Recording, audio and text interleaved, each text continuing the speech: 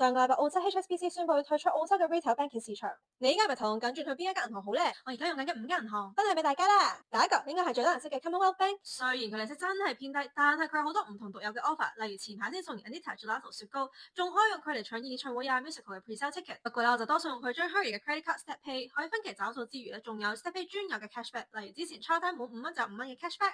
諗緊邊一間澳洲銀行最高嘅儲蓄利息 BOQ 5.6% 嘅 interest 絕對係數一數二嘅高，不過都有條件㗎，戶口餘額唔可以高過5萬蚊，仲要每個月整5筆 transaction 之餘，仲要每個月喺其他銀行儲翻至少1000蚊入去。第三個就係澳洲嘅 Virtual Bank ING，我當初係為咗嗰120蚊嘅 referral bonus 先至加 ING，後尾發現原來佢嘅 interest rate 都唔低嘅喎。佢嘅條件同 BOQ 一樣，不過再加上每個月嘅 balance 少多過上一個月。第四個係我旅行必備嘅 U-Trip，佢雖然係 Travel E-Wallet 唔算係一間銀行，但係佢嘅旅行時又超級好用。佢嘅匯率同市價一樣冇收續費，頭5個月仲有2% cashback 之餘，仲有唔同 perks，連日本嘅當期都係專用嘅 discount 添。不過缺點咧，佢就係可以 top up，唔可以轉翻做自己其他澳洲銀行戶口。澳洲 HSBC 走咗之後，你轉咗用邊間澳洲銀行呢？留言話我知啦。